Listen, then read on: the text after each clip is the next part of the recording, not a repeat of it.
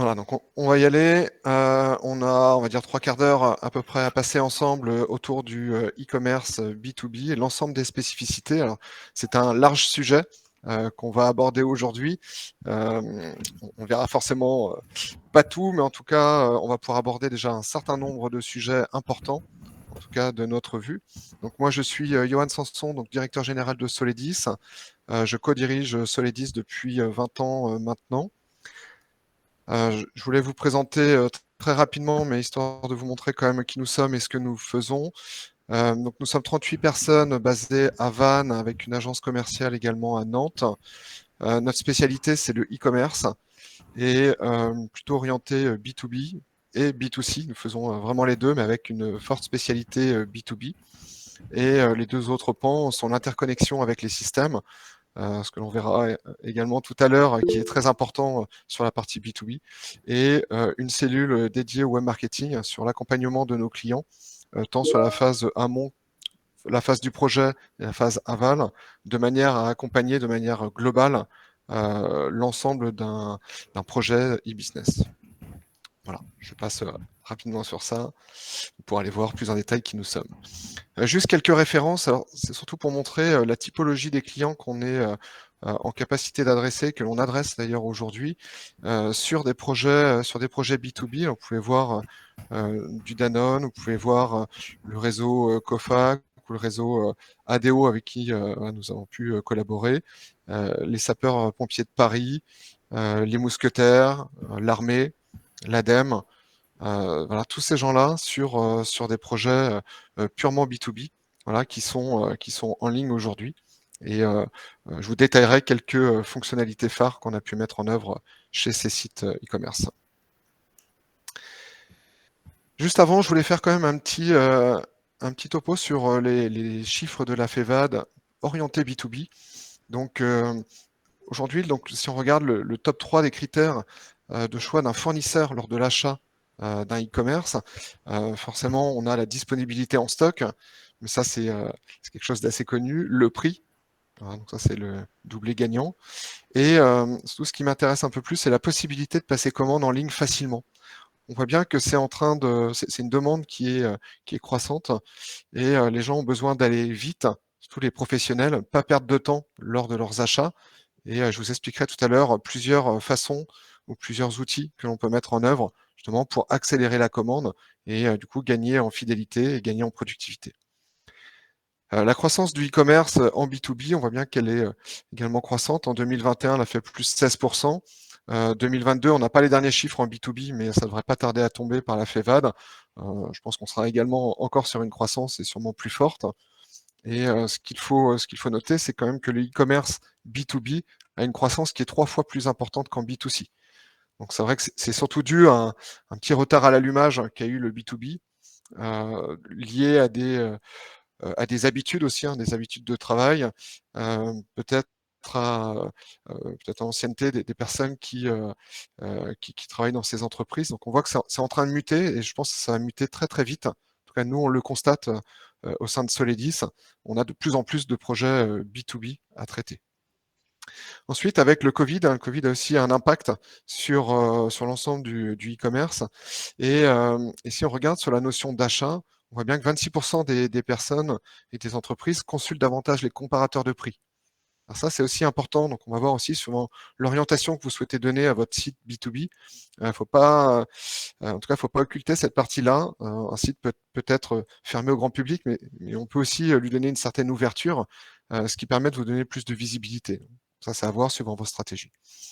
26% font plus de demandes de devis. Donc ça aussi, c'est un élément important à intégrer dans votre site. Il peut y avoir de l'achat en ligne, mais surtout ne pas négliger cette notion de demande de prix, surtout lorsqu'il y a du volume. Et ensuite, 22% donc signalent qu'ils font beaucoup plus de contrôle et de validation sur les achats. Donc ça aussi, ça va avoir un impact dans les différentes fonctionnalités que vous avez pu mettre en œuvre sur votre site. Voilà. On peut faire plutôt une demande d'achat et ensuite passer ça à un autre service qui eux-mêmes va valider. Dernier chiffre, avant de passer vraiment sur les fonctionnalités, ça c'est toujours pour montrer les sites qui sont rentables aujourd'hui. Donc sur tous les sites à moins de 10 millions d'euros, hein, ce qui correspond quand même à une grosse majorité, la plus grosse majorité des sites, on voit bien qu'il y en a que 65% qui sont rentables aujourd'hui. Donc forcément, 35% qui ne gagnent pas d'argent, voilà, qui sont soit à l'équilibre, soit qu'ils en perdent. Donc ça, c'est vraiment étudié. Alors, ce qui est un tout petit peu moins vrai en B2B, puisque la relation client est un peu différente et on peut aller chercher une certaine fidélisation. Ce que je vous propose aujourd'hui, c'est de fonctionner un peu comme un parcours d'achat client. C'est d'étudier un peu les fonctionnalités. Donc, on va commencer un peu dès le début. Comment on accède au site, comment on s'identifie, quelles sont les contraintes sur les inscriptions ou les demandes d'ouverture de compte, les différentes typologies de clients que vous allez adresser et surtout comment les adresser. La gestion du catalogue de produits, hein, qui peut être des différents suivant la clientèle ou suivant la typologie des produits. La gestion de la tarification, donc ça c'est un élément quand même crucial pour le B2B, et toutes les actions liées à l'achat, les commandes, les devis, les différents profils d'acheteurs, les systèmes de validation de droits, l'action des commerciaux. Ensuite, les interconnexions avec les systèmes, hein, qui est aussi important et ce qui va vous permettre de gagner beaucoup en productivité. La centralisation des pièces de vente, les factures, les avoirs, voilà, les différents services que vous allez pouvoir offrir, ce qui va libérer du temps à vos ADV. La gestion des frais de port, des expéditions, de la logistique, et puis on finira par les moyens de paiement, les notions d'achat de type punch-out et la validation des différents achats. Voilà, donc il y a quand même beaucoup de choses à voir. On va essayer d'être efficace. On va commencer sur la partie connexion, identification. Déjà sur le type de site, je parlais un petit peu tout à l'heure d'ouverture. Donc ça, c'est très important. Donc est-ce que déjà je prends la décision d'avoir un site qui est fermé, hein, ce qu'on appelle fermé, c'est-à-dire qui est accessible seulement par une identification, donc un email et un mot de passe par exemple, pour rentrer sur le site et pouvoir consulter les produits. Ou bien, à l'inverse, est-ce que mon site est ouvert? Il peut être ouvert de différentes façons, soit c'est un site où n'importe qui peut commander dessus, peut commander tous les produits ou pas. Vous pouvez aussi faire des restrictions sur les produits ou sur les gammes de produits en fonction de la personne qui s'est connectée. Le gros avantage d'un site ouvert, c'est que vous allez gagner en visibilité sur le web, donc pour acquérir, en tout cas se faire voir et acquérir des nouveaux prospects, qui est quand même très important. Un site fermé, c'est surtout lorsque vous avez des clients type en compte et ou des produits qui sont vous avez besoin de discrétion, vous n'avez pas forcément besoin de montrer les types de produits ou pour un usage très particulier. Vous voyez, je parlais des pompiers de Paris, par exemple.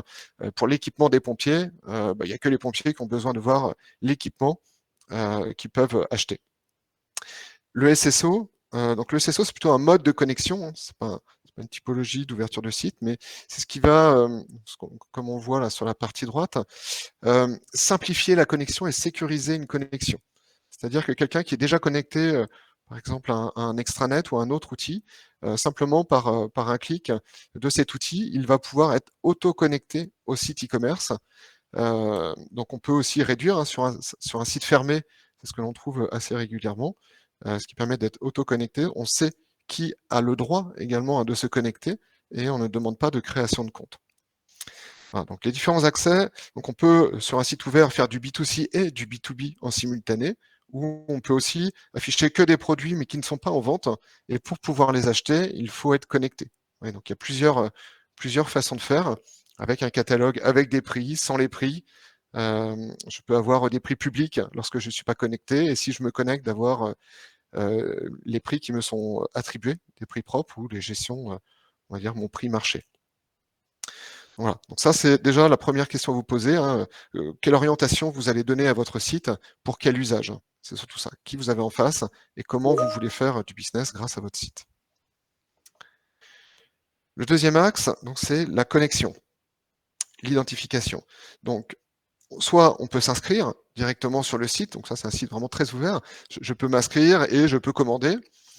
Ou bien, ce que l'on trouve quand même nous assez souvent, c'est la demande d'ouverture de compte. C'est-à-dire qu'on demande à être client en compte pour bénéficier de tarifs. Donc ça, généralement, ça va se faire sous forme d'un formulaire. Le formulaire, ensuite, une fois qu'il sera renseigné, donc on va demander un certain nombre de pièces, peut-être un extrait CABIS, des informations sur l'entreprise, des documents autres.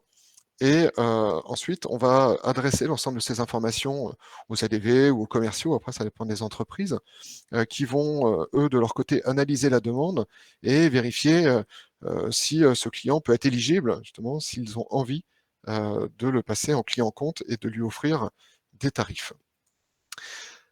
Ensuite, ce client va être créé généralement dans un ERP ou une gestion commerciale. On va lui attribuer l'ensemble de ses droits, l'ensemble de ses tarifs, et on va lui créer l'accès. Cet accès va être ensuite répercuté sur le site, donc soit de manière automatisée, hein, ce qui est à privilégier, soit de manière manuelle, hein, s'il n'y a pas d'interconnexion avec les systèmes. Et le client va être ensuite averti que son compte a été créé et qu'il peut venir se connecter avec les identifiants qui lui auront été fournis, donc soit manuellement, soit par téléphone, soit automatiquement par la liaison ERP. Et ensuite, ce client pourra venir se connecter et aura l'ensemble de ses conditions sur le site et éventuellement ses gammes de produits. Donc ça, on est sur quelque chose d'assez classique en B2B, donc il y a plusieurs façons de faire. Hein, voilà. Soit on laisse une inscription totalement libre en disant voilà, je m'inscris, je peux commander à tarif public, néanmoins j'aimerais quand même bien devenir client compte pour avoir des tarifs dans un second temps. Soit on bride et on dit de toute façon toutes les personnes qui peuvent se connecter sont obligatoirement des clients compte, et là on va suivre plutôt le process que j'expliquais à l'instant. Donc si on est dans ce process-là, moi ce que je vous conseille, c'est quand même bien de détailler quelle est votre offre pour les professionnels. Pourquoi devenir client compte? Comment devenir client en compte? Pour ça, je vous ai mis un exemple d'un de nos clients qui s'appelle Champion, donc avec le site champion-direct.com. Vous avez l'URL en haut, vous pourrez vous en inspirer. Donc là, c'est vraiment expliquer la démarche à vos clients.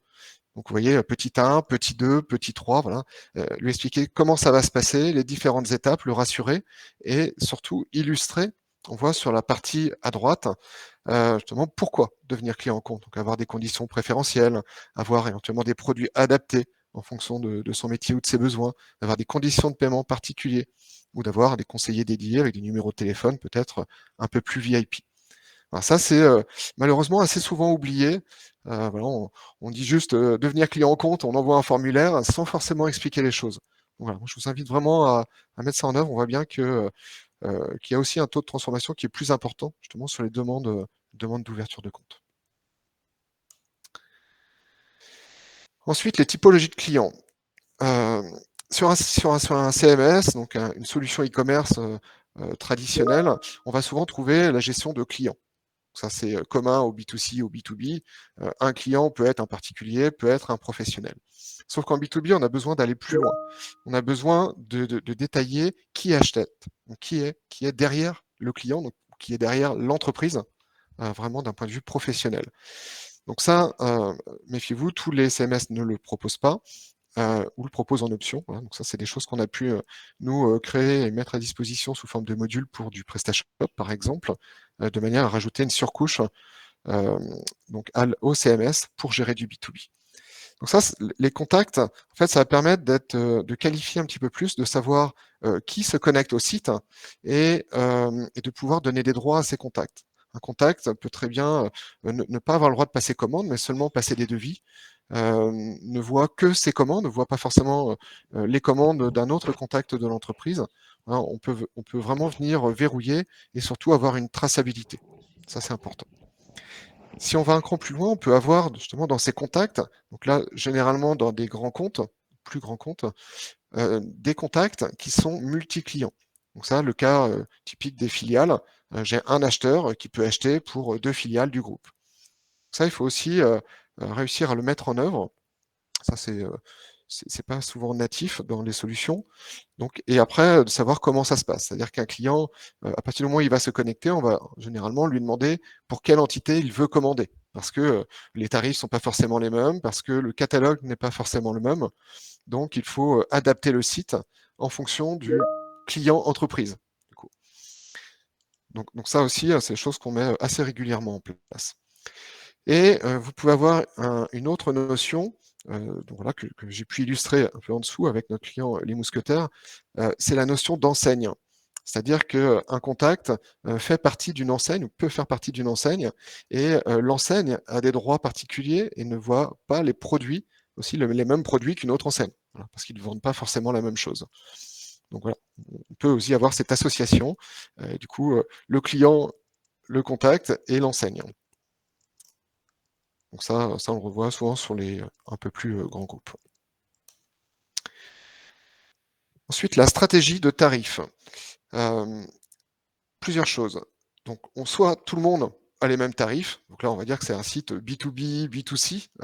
On s'adresse à des professionnels, mais aussi à des particuliers, sans avoir de différenciation de tarifs. Voilà, c'est des produits adaptés pour les deux cibles de clientèle. Donc ça, on va dire que c'est le plus simple, c'est le schéma le plus simple. Pas de différenciation. Par contre, ça veut dire que là, vous vous bataillez avec du B2C et vous avez peut-être la valeur est plus compliquée. Donc là, on va tirer plus sur les prix, sur les volumes. Ensuite, on peut avoir un B2B un peu plus simplifié, donc avec la gestion de groupes de clients. Ça, vous pouvez le faire avec n'importe quel CMS, hein, même le plus basique. C'est de se dire, je crée des groupes de clients. Je peux avoir un client particulier, un groupe de clients particulier, un groupe de clients professionnels, et je dis que les professionnels, ils ont moins 10%, moins 20% sur le site. Voilà, peu importe les produits, ou par catégorie de produits. Donc ça, c'est facile, ça peut se faire de manière manuelle. Il n'y a pas forcément besoin d'être connecté à un système d'information pour faire les mises à jour. Donc ça, c'est facile. Ensuite, vous pouvez aller un peu plus loin, et ce qui se pratique très régulièrement, c'est les tarifs par client. Donc là, on est les éléments le plus fins. Donc, c'est-à-dire que le client, quand il va se connecter, il a des tarifs quasi unitaires par produit. C'est plus par groupe. Donc ça, si vous le faites à la main, c'est très chronophage, hein, sauf si vous avez un faible nombre de clients. Mais ça, généralement, quand c'est mis en œuvre, c'est parce qu'il y a une gestion commerciale ou un ERP derrière qui lui-même va alimenter le site e-commerce. Donc ça permet d'être très personnalisé. Et les tarifs en temps réel, alors, qui peut aller avec l'exemple juste avant, les tarifs par client, sauf que le temps réel est généralement utilisé lorsqu'il y a des tarifications très complexes. Et quand c'est le cas, généralement c'est géré dans le RP avec plein de règles différentes et qui s'interfèrent les unes et les autres. Le conseil, c'est surtout d'éviter de recréer ce moteur sur votre site e-commerce.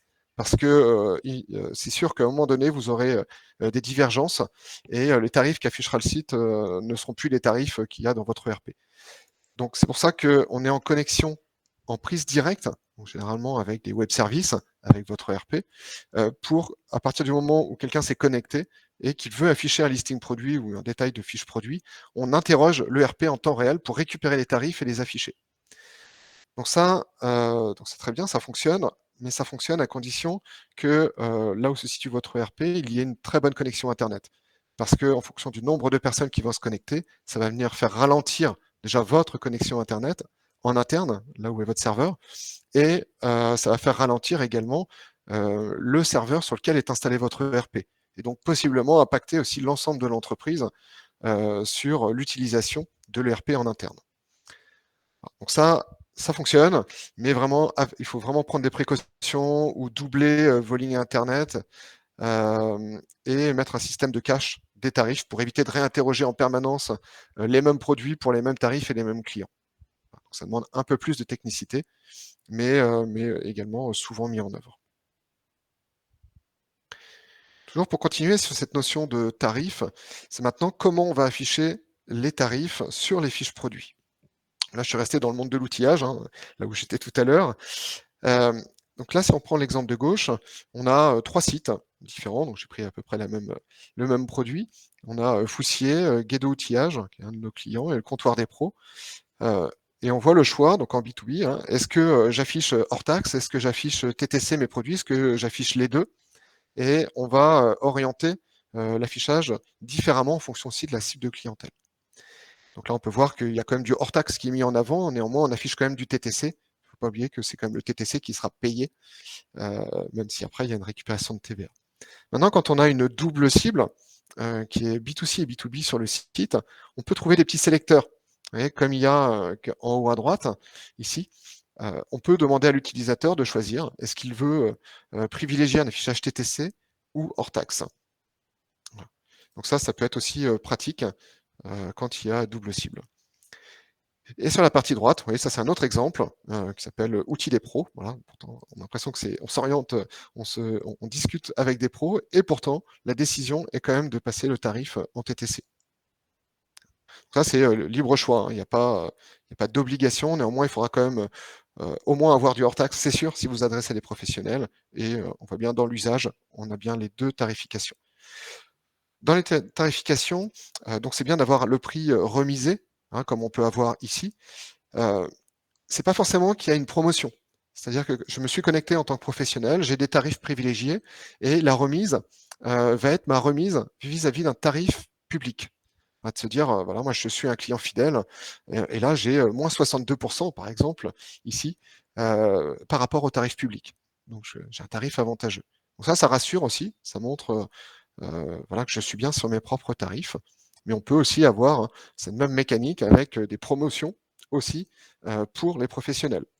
Voilà, c'est là où toute la complexité arrive, hein. On ne peut pas surcharger non plus l'ensemble des fiches produits de plein de tarifs, parce qu'après ça sera plus lisible.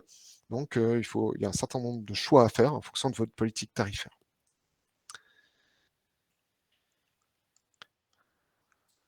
Ensuite, toujours continuer sur les tarifs et les présentations de produits. On voit sur la partie là en haut à gauche, donc là j'ai pris une chaussure, on est sur un affichage, on va dire assez traditionnel en B2C, hein. J'ai des sélecteurs pour choisir ma taille, pour choisir ma couleur, voilà, sur l'exemple des chaussures, ce qui va faire varier mon prix, ma disponibilité. Sauf que en B2B, on va avoir besoin d'aller plus vite. J'achète une paire de chaussures, oui, mais si moi j'ai 30 paires de chaussures à acheter pour mon équipe, forcément ça va être compliqué avec des sélecteurs et j'aurai pas une bonne visibilité sur mon achat. Donc je vais plutôt privilégier une grille, comme on voit en dessous, avec l'ensemble des combinatoires, et surtout je vois tout de suite est-ce que c'est disponible, pas disponible, je vois les tarifs et je peux commander en masse. Alors, je choisis l'ensemble de mes quantités, soit je fais ajouter au panier unitairement, soit je peux ajouter, je choisis mes quantités et j'ajoute tout d'un coup. Voilà. Donc ça permet d'avoir une grande visibilité sur les possibilités d'achat et les disponibilités, et surtout une rapidité. Rapidité, efficacité, hein, c'est bien ce qu'on cherche. Ça faisait partie d'un des critères de la FEVAD qu'on a vu tout à l'heure. Donc ça, je vous conseille de le faire. Pas forcément sur tous les produits, parce qu'il y a des produits où ça va être plus complexe. Par exemple, là, si on reste dans l'outillage, si on prend des vis, des fois, je peux avoir des combinatoires avec des centaines de références. Là, du coup, votre tableau, il va être beaucoup moins lisible, sauf si vous pouvez filtrer votre tableau. Mais dans ce cas-là, il faut peut-être revenir avec un mix, avec un affichage plutôt sous forme de menu déroulant ou de sélecteur. Voilà. Et dedans, dans l'ensemble des tarifs, hein, on voit bien qu'on peut avoir des tarifs par quantité, des tarifs par lot, des tarifs par conditionnement. Voilà, je peux avoir des prix à la boîte, des prix au 100 et mes tarifs négociés. Voilà. Faut toujours pareil, rester lisible, réussir à quand même donner le maximum d'informations à vos clients, voilà, pour qu'ils soient aussi rassurés et qu'ils puissent acheter. Ensuite, un autre mode d'affichage. Ça, c'est quelque chose qu'on a fait pour notre client Marine & Co, donc qui fabrique des produits, donc bien des marinières, et, qui propose à ses magasins d'acheter, donc vraiment du pur B2B fermé, ces produits. Donc là, je suis sur une fiche produit et je peux voir l'ensemble des combinatoires directement avec des pastilles de couleurs pour montrer la disponibilité, il y a du stock, il y a plus beaucoup de stock ou il y en a plus. Et je vois l'ensemble des tailles et des typologies de produits, donc ça peut être des couleurs, et je peux tout de suite mettre l'ensemble de mes quantités, ce qui va me calculer automatiquement l'ensemble de mes tarifs, voilà, en quelques clics, hein, ce qui, toujours pareil, hein, me permet de gagner en rapidité. Et si je vais un peu plus loin sur cet exemple, donc ça on a vu tout à l'heure la fiche produit, mais je peux aussi travailler le panier, ajuster mon panier. Pareil, donc ça dépendra des métiers, hein, forcément. C'est pas forcément adapté à tout le monde, mais là, je peux voir les grandes catégories. Donc là, j'ai les grandes catégories de mon site, plutôt pour les hommes, pour les femmes, et à l'intérieur, je vais trouver l'ensemble de mes produits avec l'ensemble des tailles et les tailles que j'ai achetées ou que je n'ai pas achetées, ce qui me permet aussi, en quelques clics, de pouvoir combler des oublis que j'ai pu faire et d'avoir une visibilité sur l'ensemble des tarifs. Ouais. Si on veut rester toujours pareil dans l'efficacité, heu, surtout ceux qui connaissent les références, ceux qui ont peut-être des catalogues papier, et vos clients généralement connaissent plutôt bien leurs références produits, vous pouvez mettre en œuvre ce qu'on appelle des achats rapides sur le site. Soit ils tapent au kilomètre les références qu'ils souhaitent et qu'ils peuvent choisir, soit c'est auto-sélectionné, soit ils peuvent choisir des déclinaisons et mettre leur quantité. Donc on peut voir qu'on va très vite de cette façon-là, hein, comme on voit ici. Ou importer un CSV ou le flasher avec des douchettes. Alors ça, c'est facile à implémenter dans les sites e-commerce. Donc pareil, sous PrestaShop, on a fait ce type de module pour rajouter les fonctionnalités très facilement. Et donc un CSV, c'est assez pratique parce que vos clients peuvent très bien commencer à faire leurs achats depuis leur gestion commerciale, leur ERP, peuvent faire une extraction de la commande qu'ils ont envie de passer. Et forcément, il faut qu'il y ait une relation entre vos références et puis les leurs, ou qu'ils aient surtout les vôtres. Et par import d'un fichier Excel, donc, sous forme CSV, bah, ça met l'ensemble des produits au panier. Là, j'ai un autre exemple de scan sur la partie mobile, parce qu'on peut très bien aussi utiliser le mobile, et c'est aussi à privilégier suivant la typologie des produits. Donc ça, c'est un exemple B2C sur Veto Avenue, mais qui peut tout à fait se transposer en B2B, voilà, avec un scanner qui peut être intégré, et le scanner permet d'aller très rapidement sur les produits, de pouvoir les commander. Donc ça, pour ça, il faut qu'il y ait les codes barres sur les produits, ça c'est sûr. Donc ça, voilà, on a aussi un peu d'expérience sur ce sujet-là. Ensuite, sur les commandes, quand on commande, on disait il faut pouvoir adapter le catalogue, et un site e-commerce en B2B, des fois, est fait essentiellement pour gérer des marchés publics ou des marchés privés. Un marché, c'est quoi? C'est une sélection de produits, c'est un accord que vous avez avec vos clients sur une sélection de produits de date à date à un certain tarif. Dans un marché, vos clients peuvent avoir leurs propres références, notamment quand vous traitez avec des grands groupes, et vous pouvez, donc, du coup, je crée un marché, j'associe des produits à ce marché, j'associe des clients contacts à ce marché, j'y mets des tarifs, et je peux avoir différentes références, comme on le voit ici. J'ai la référence, ma référence, je peux avoir la référence du marché, qui peut être différente, et je peux avoir la référence du client. Donc ça, je peux alimenter ma base de données, l'ensemble de ces informations, qui veut dire que, un peu comme on voyait tout à l'heure avec l'accès rapide ou l'achat rapide, bah, vos clients pourraient très bien commander avec leurs propres références. Voilà, parce qu'ils n'ont pas forcément vos références dans leur ERP. Et le fait d'avoir les 3 références, voilà, toujours pareil, permet d'aller plus rapide, d'être plus rapide, et se poser beaucoup moins de questions et de fluidifier l'achat. Voilà, donc ça, les marchés, c'est vraiment très important, et surtout ça vous permet de faire pas mal de chiffres d'affaires et surtout de vous ouvrir. Aujourd'hui, lorsqu'il y a un marché, en gros, s'il y a pas de site e-commerce, vous n'aurez pas le marché. Donc il vous faut ces fonctionnalités sur le site. Ensuite, tout à l'heure, on parlait de droits, des clients, des contacts, mais ça, c'est conditionné aussi à un certain nombre de droits. Je peux très bien, notamment dans les grands groupes, j'ai pas forcément les droits d'acheter, j'ai pas la carte bancaire. Et c'est soumis à des budgets, c'est soumis à des niveaux hiérarchiques. Donc, on peut donner des droits pour passer des précommandes. Donc, c'est comme une commande, sauf que je vais pas au bout. Ça peut être une sorte de demande de devis, hein. On pourrait très bien le qualifier ainsi. Et ensuite, une fois que j'ai fait ma précommande, moi, avec mes propres droits, ça déclenche une validation auprès d'un de mes responsables, et qui lui-même va analyser ma demande d'achat, peut la valider, peut la refuser. Voilà, je peux être notifié de ça, donc il y a tout un système de workflow à mettre en œuvre. Et ensuite, ça peut déclencher une commande. Du coup, la commande pourrait être effectuée par celui qui a fait la demande, ou bien par celui qui valide la demande. Donc ça, c'est vraiment à ajuster en fonction de vos besoins ou des besoins de vos clients. Voilà. Donc ça, faut être assez flexible sur ce sujet-là. Et ça peut être, comme on disait tout à l'heure, lié aussi à la gestion des marchés. Donc ça va être la gestion de profil, la gestion de droit, et quelle hiérarchie vous voulez donner, hein. Est-ce que j'ai plusieurs niveaux? Est-ce que j'ai juste niveau 1, niveau 2 ou niveau 3? Ce qui est plus rare, hein. Déjà, quand il y a 2 niveaux, c'est déjà pas mal.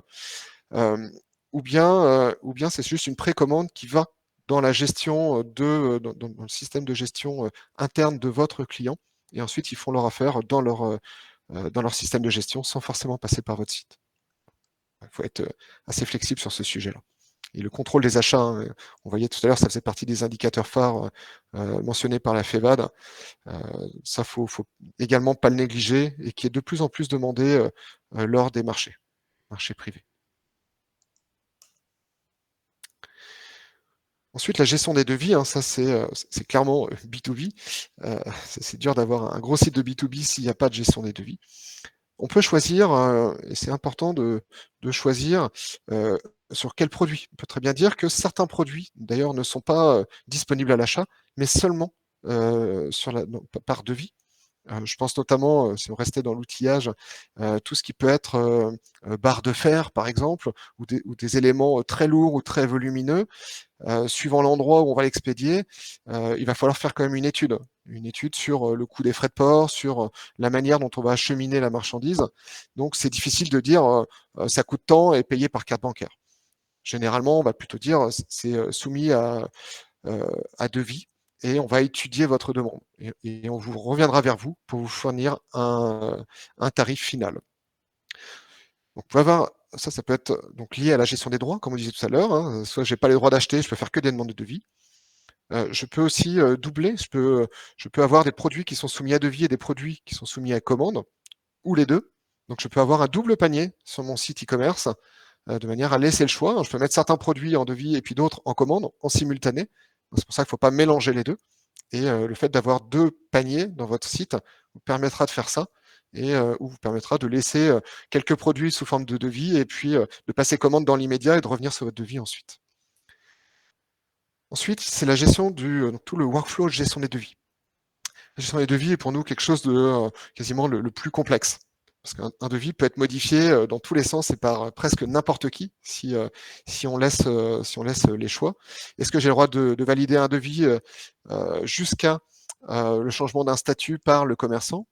Ensuite, à partir du moment où il est traité, il faut que le statut change. Donc, qui change le statut? Depuis quel outil? Depuis votre site e-commerce? Depuis l'ERP? Donc, si ça passe dans l'ERP, un devis il va être modifié nécessairement. Soit les quantités, soit les tarifs, soit les tarifs des produits, les tarifs du port.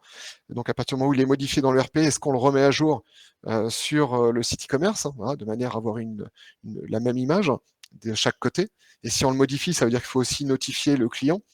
Et ensuite, le client doit décider s'il valide son devis ou pas. Et à partir du moment où il décide de le valider, parce qu'il lui convient, ça veut dire qu'il faut transformer un devis en commande, emmener l'ensemble des produits et de l'aspect tarifaire dans le panier, verrouiller le panier, parce qu'à un moment donné, il ne faudrait pas pouvoir rajouter d'autres produits ou modifier les quantités, sans ça le devis serait caduque, pour ensuite pouvoir commander. Vous voyez, on peut vraiment le modifier dans tous les sens, donc ce qui amène vraiment cette complexité. Mais pourtant, la fonction est cruciale si vous voulez faire du B2B. Autre élément, donc ça c'est la gestion des commerciaux.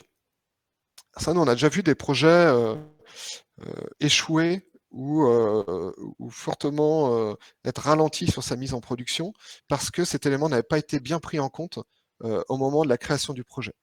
Alors pas d'un point de vue technique, mais plutôt le fait de ne pas inclure les commerciaux dans la démarche de création d'un site e-commerce, ou d'ailleurs même de refonte, serait une grave erreur en fait. Parce qu'un commercial, enfin le site web n'est qu'un canal de vente complémentaire.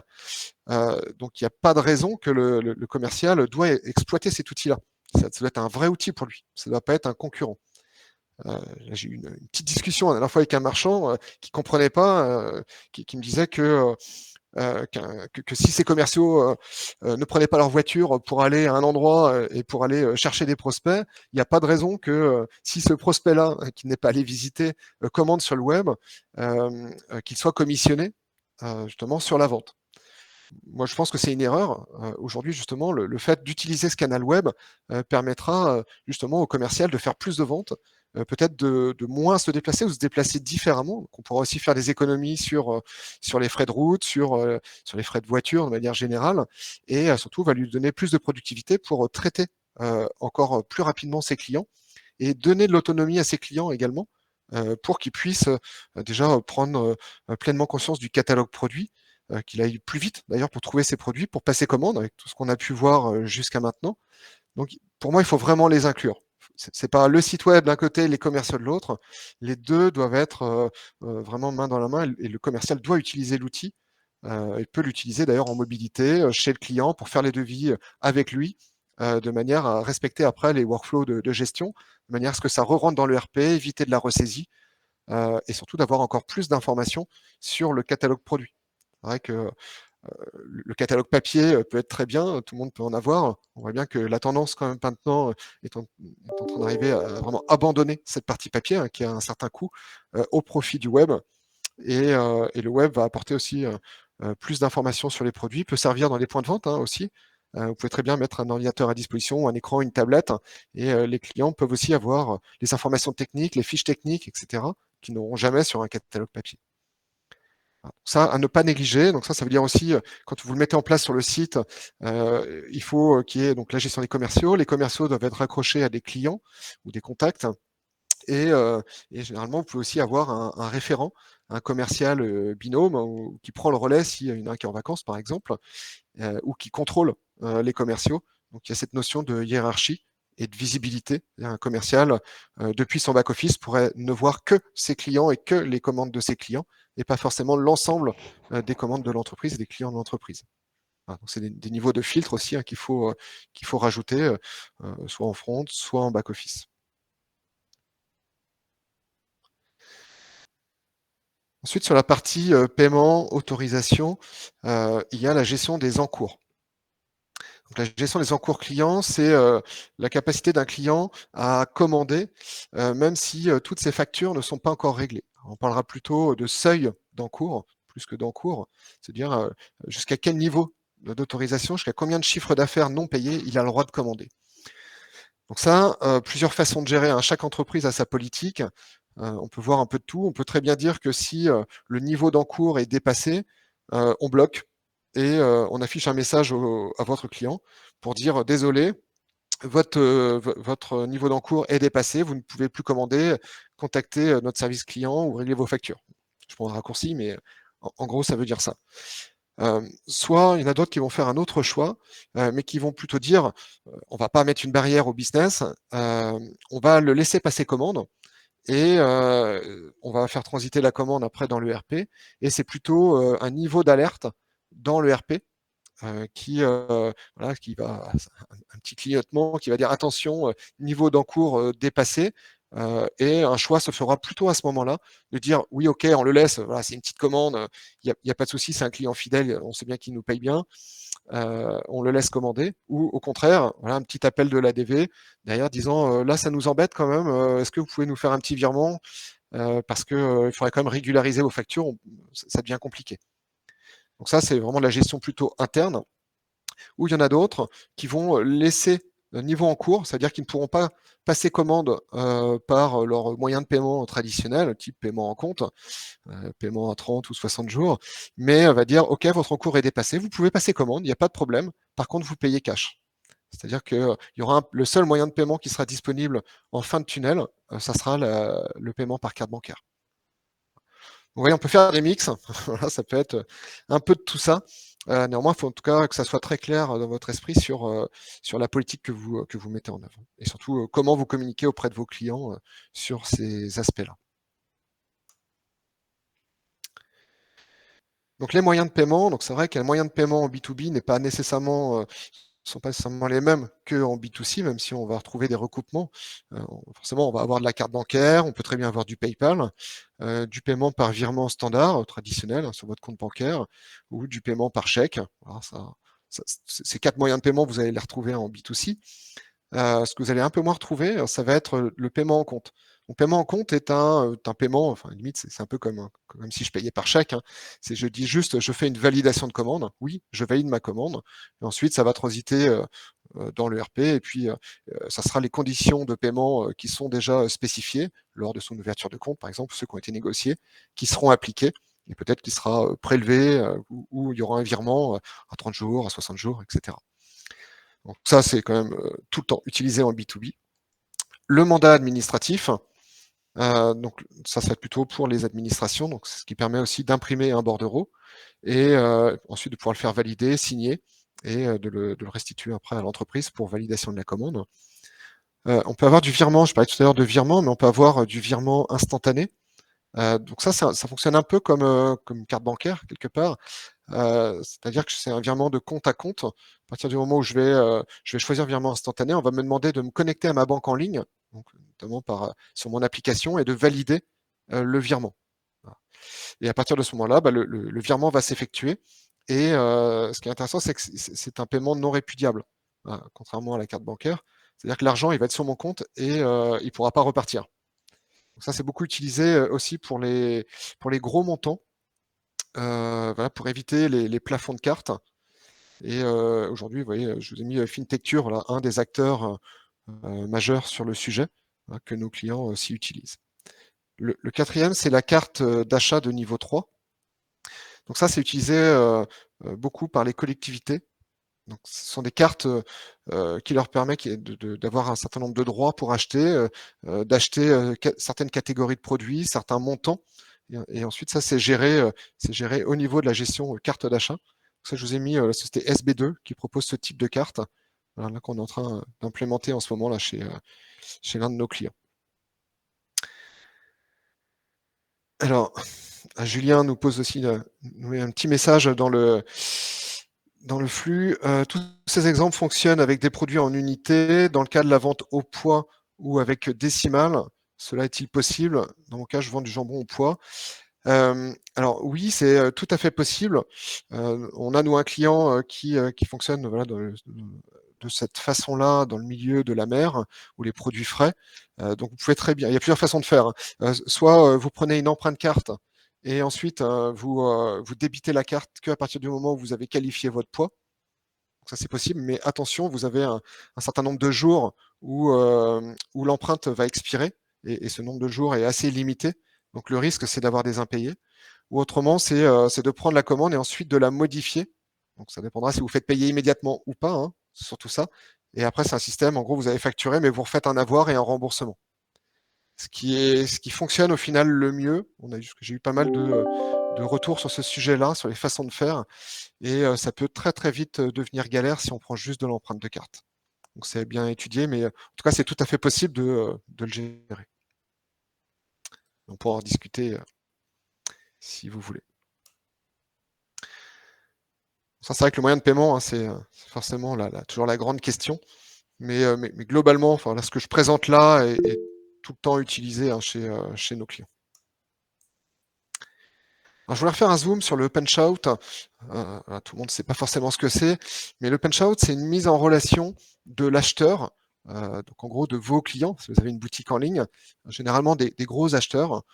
Voilà, on traite un certain nombre de grands comptes, hein, déjà chez Solidis, et ils ont un logiciel, ce qu'on appelle de e-procurement, un logiciel d'achat de leur côté. Là, je vous en ai mis quelques exemples en haut, hein, les très connus. Hein. Donc, vous avez du SAP Ariba, Evalua, Jagger, Scare.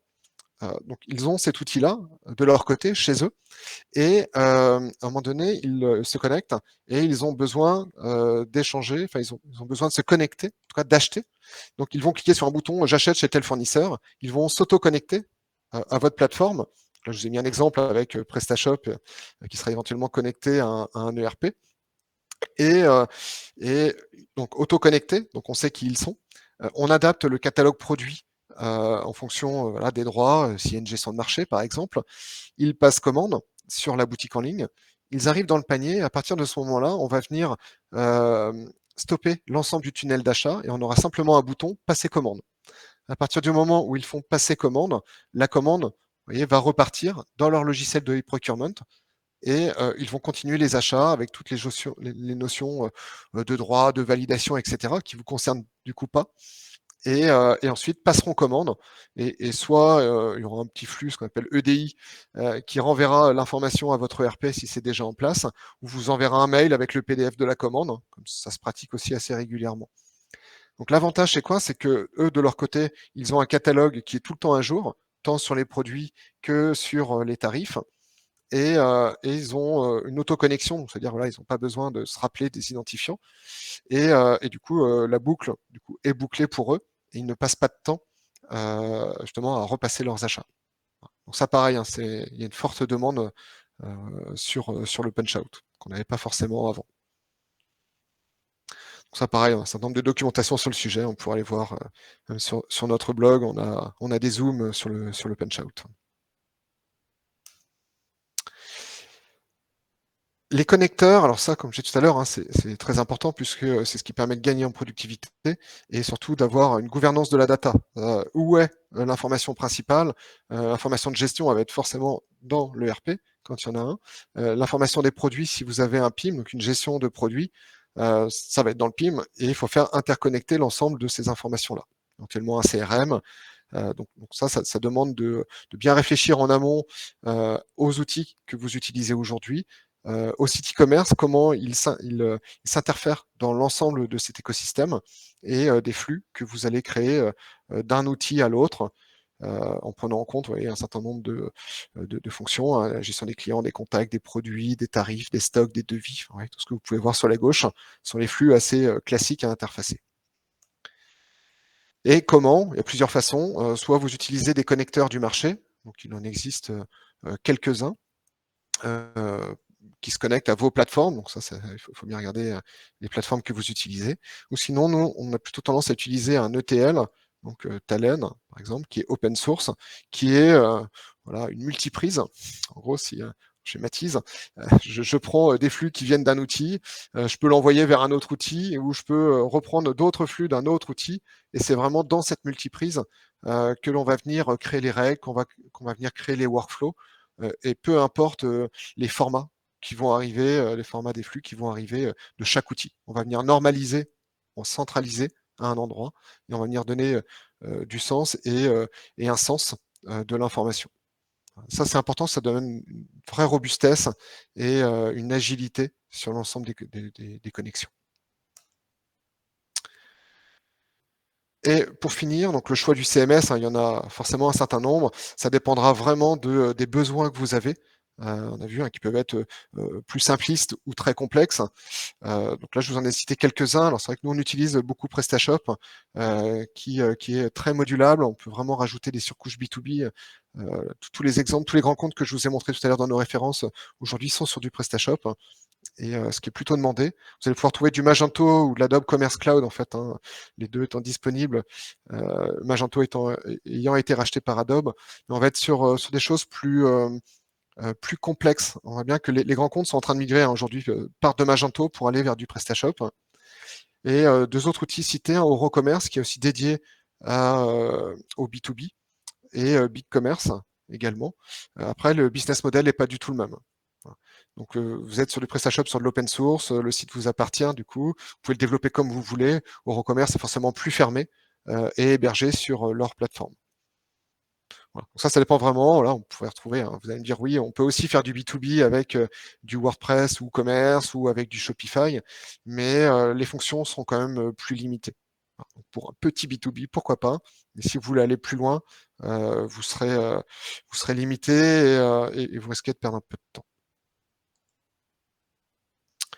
Donc ça, vous pourrez consulter sur notre site. On a aussi un livre blanc sur les fonctionnalités indispensables du B2B, avec beaucoup de choses qu'on a pu voir aujourd'hui, mais ça vous permettra de vous poser et de réfléchir sur votre projet actuel et comment vous pouvez implémenter un certain nombre de fonctions. Et voilà, j'essaye de tenir le temps. Normalement, on n'est pas trop mal. On est sur 3/4 d'heure et puis on avait prévu un petit peu de temps si jamais vous avez des questions. Voilà, donc, je suis à votre disposition. N'hésitez pas.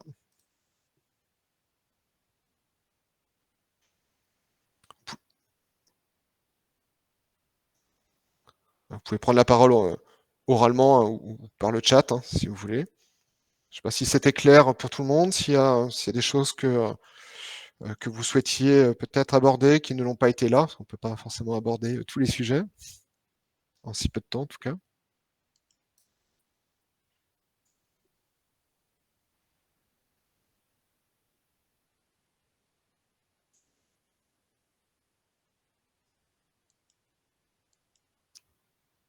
Non, c'était tout bon pour vous, c'était clair sur les fonctions. Je ne sais pas si tout le monde avait conscience de l'ensemble de ce qui a été montré aujourd'hui. Je pense peut-être le punch-out, peut-être que tout le monde ne connaissait pas cette notion.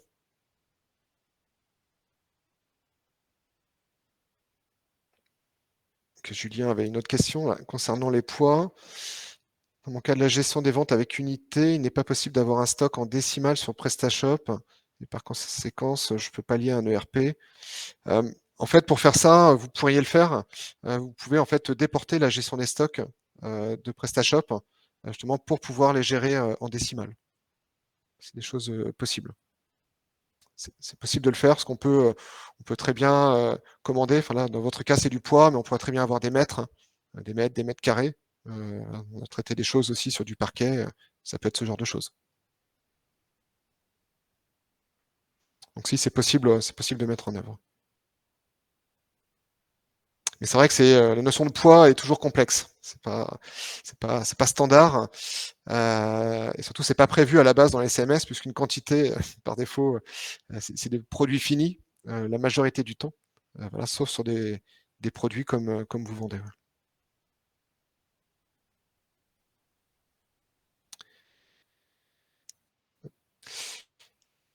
Vous n'avez pas de stock à jour. Après, dans votre cas, il faut regarder, il faut bien étudier la typologie de stock, parce qu'on a quoi comme stock en fait. Est-ce que si vous vendez du jambon, par exemple, un jambon, vous avez X jambon, vous pouvez découper des morceaux de jambon. Donc c'est quoi le stock? C'est une partie du jambon ou c'est le jambon. Donc voilà, ça demande aussi réflexion sur l'approche, ou c'est simplement au kilo. Et auquel cas, c'est plutôt un nombre de kilos que vous allez mettre à disposition. Il y a plusieurs façons de faire ce genre de choses.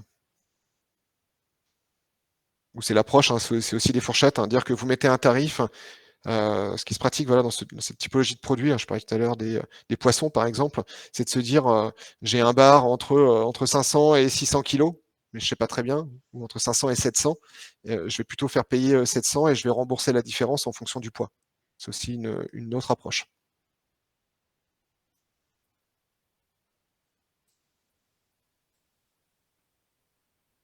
Okay.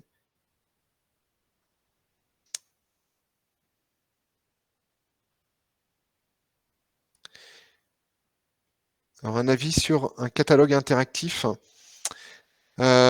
Interactif, c'est quoi? C'est les catalogues, peut-être, si vous voulez prendre la parole, vous pouvez. Le catalogue, c'est quoi? C'est le catalogue numérique où on tourne les pages? Je pense que c'est ça dont vous voulez parler. Oui, absolument. Ouais, très bien. Oui, alors le catalogue interactif peut être une bonne chose. Après, si vous avez déjà un site e-commerce, enfin un catalogue peut être aussi une partie de votre site e-commerce. Si vous avez des catalogues très événementiels, par exemple, ça peut être intéressant juste pour faire une publication, au moins pour montrer les nouveaux produits et juste les tarifs. Mais autrement, vous pouvez aussi le faire sur votre site e-commerce. En fait, votre site e-commerce sera est plus facile à mettre à jour que de régénérer un certain nombre de catalogues interactifs. Mais c'est pas incompatible. Certains de nos clients le font, mais sur des catalogues qui bougent pas trop ou des tarifs qui bougent pas trop non plus. Que ça a un certain coût de les mettre en œuvre. C'est une présentation de collection. Donc ça existe. Alors la livraison, effectivement, on ne l'a pas abordé. La livraison ne s'effectue pas avec les mêmes sociétés qu'en B2C. Alors oui et non. On peut avoir des produits qui peuvent être expédiés en Colissimo. Ça dépendra forcément de la typologie des produits. Mais c'est sûr qu'à un moment donné, si on va travailler en masse, on va travailler en palette, on va travailler peut-être avec des transporteurs type avion, type cargo. Effectivement, ça va changer. Il peut y avoir des règles un peu différentes. Oui. On a fait des exemples avec un projet avec l'armée, par exemple, où il y avait des livraisons en avion, des livraisons en bateau, avec des contraintes. Si c'est en bateau, il faut remplir des conteneurs. Et un conteneur, c'est tant de colis. Et du coup, il faut tant de colis pour le remplir. Et le conteneur, il part pas sur le bateau s'il n'est pas plein. Donc voilà, il y a toutes ces règles métiers qu'on peut mettre en œuvre. Et effectivement, c'est un peu plus compliqué qu'en B2C où il faut juste livrer un petit colis chez la personne. Là, il faut livrer en entreprise. Donc, il y a des transporteurs qui sont plutôt spécialisés en entreprise et traitement. Donc, soit ce sont des transporteurs, même locaux, à côté de chez vous, que vous pouvez utiliser et qui parcourent la France ou le monde, du coup, si vous faites de l'international. Et le choix des transporteurs est aussi important sur les coûts. Les coûts que vous allez refacturés ou qui sont inclus dans le tarif de vos clients, avec cette notion de franco de port aussi. que vous négociez ou que vous pouvez négocier par client. Donc ça, il faut être aussi en capacité sur le site de gérer cette notion, de dire que pour tel client, il a un franco de port à partir de 500 euros, par exemple, et peut-être que sur certains transporteurs. Donc ça y a, ces fonctions existent hein, aujourd'hui, donc il n'y a plus qu'à les mettre en œuvre.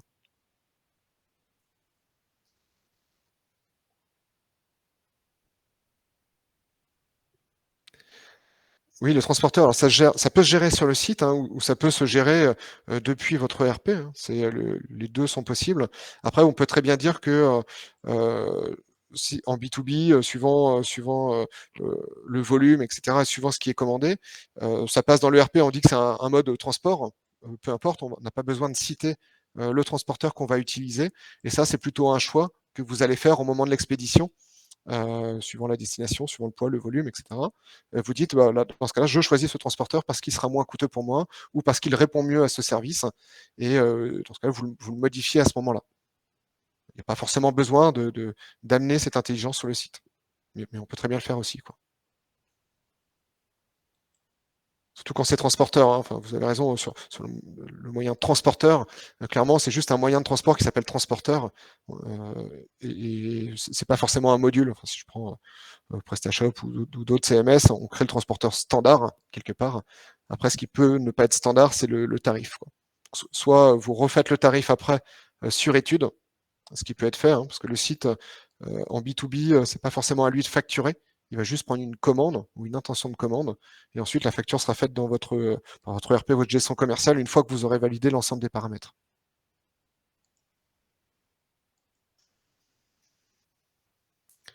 Informer du tarif, oui, informer du tarif, oui, quand c'est possible, quoi. Voilà. Soit mettre une fourchette, soit, bah, comme je disais, hein, s'il y a des francos, ça c'est facile. Mais même s'il y a franco, c'est bien de le notifier aussi sur le site qu'il a atteint son franco, ou mettre des jauges hein, aussi, hein, comme quoi il reste tant d'euros ou tant de produits à mettre au panier pour avoir le franco. Toujours pareil pour l'obliger à franchir ce cap, à aller chercher un panier moyen qui est un peu plus important. Alors, il faut adapter. Hein, il n'y a pas de règles pour tout le monde. Il faut vraiment adapter à ce que vous vendez, à votre cible. Ben, merci à tout le monde, du coup, pour votre présence. J'espère que ça vous aura permis d'avoir une vision, prendre un peu de hauteur sur les différentes fonctions existantes, sur ce que vous avez aujourd'hui, sur comment vous pouvez peut-être réorienter votre site ou réfléchir peut-être autrement, proposer des services complémentaires. Merci à tous. Je vous souhaite une bonne fin de journée et puis peut-être à bientôt pour certains.